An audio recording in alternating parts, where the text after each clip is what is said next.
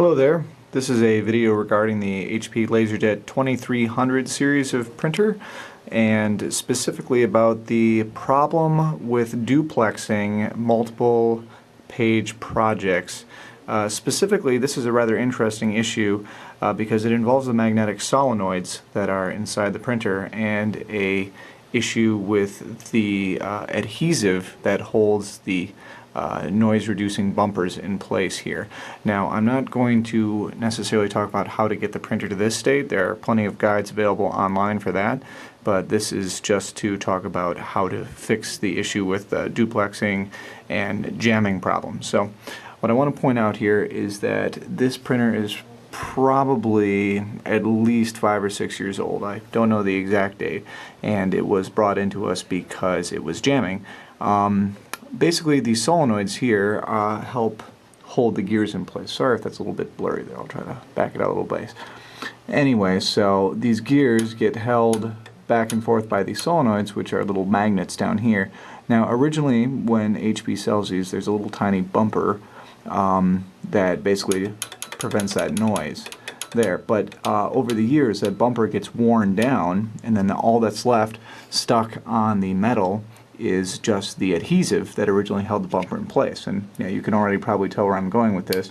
What happens is that the adhesive just causes this little metal armature to stick in place, and then because printers depend on millisecond or less time differences, obviously everything goes downhill from there. So if you watch what happens here, basically when I release this, it should snap back right away, but if it sticks hard, you see how there's a delay when I release my finger from that.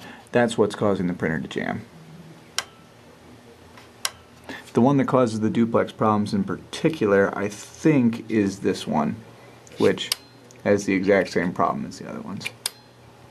So, we have to remove those solenoids. Once you have the solenoid removed, just one screw down there should do it.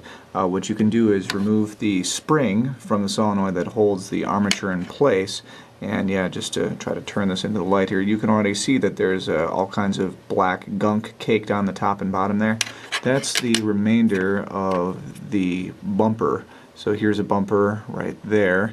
And there might have been a little bit of one up there at the top as well. So here and here, we need to just get all of that stuff just rubbed completely off. You can replace it with something, maybe wrap some string or some sort of non-adhesive method, but really, for a printer this old, I'm just going to choose to leave it completely uncovered. It might make a little bit more noise, but at least we can be assured that this problem isn't going to happen in the future. So we go find some rubbing alcohol and a tissue and go to work on it. So as you can see here, we've removed all of the adhesive from the armature of the solenoid, and we've also taken it off the body of the solenoid. We can see how clean that is right there. No more of that black adhesive.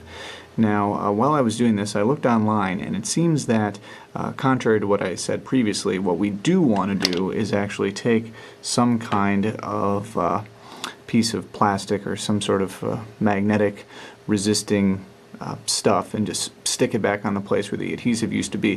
The reason for that is that a lot of times people just clean that off like I was planning on doing, and they don't replace it, and then there's a problem with residual magnetism from the solenoid. So it fires, it causes the metal to still be slightly magnetic, and then you have the same jamming and timing issues because, once again, all it takes is a microsecond of delay and then the printer will jam. So what I'm going to do is I'm just going to stick a little piece of tape back onto there, and I probably can't do that while I'm holding the camera, so I'll just demonstrate again when it's back. Now, as you can see, that's what it looks like with my little gray piece of electrical tape stuck on there. Now you can go ahead and put the spring and the screw back into the solenoid and hook it back in. Just be very careful when putting the spring back on there, because I would suggest doing it from this angle here, otherwise that spring is going to try to act like a rubber band and shoot off into far corners of your office, which has already happened to me twice now, so just be careful when hooking that back on. Now, even though it doesn't have to be done, I've also removed the tray 1 and tray 2 solenoids as well to prepare to clean them. Yeah, you can see how much crud is on there. Try to zoom in a little bit. Yeah, that brown patch there, that's what is on all the solenoids, and that's what you need to remove because it gets really sticky with use. It doesn't feel as bad as the duplexer one was. But yep, that is the main cause of the sticking issue. So we'll get those cleaned off and hopefully things will work. Once you've taken care of the other two solenoids for tray 1 and tray 2, right before you put it back on, go on and give it a try. You should be able to press on the armature really hard and still not have it stick at all. So that should mean that, of course, the adhesive, thanks to the little electrical tape I put on there, it's not going to pose a problem, and we're not going to have any issues with residual magnetism either. By the way, if anybody knows where this part goes to, I think it fell off of the network card box at some point, so I don't think it's anything important, but if you know where it goes, please let me know. Thanks.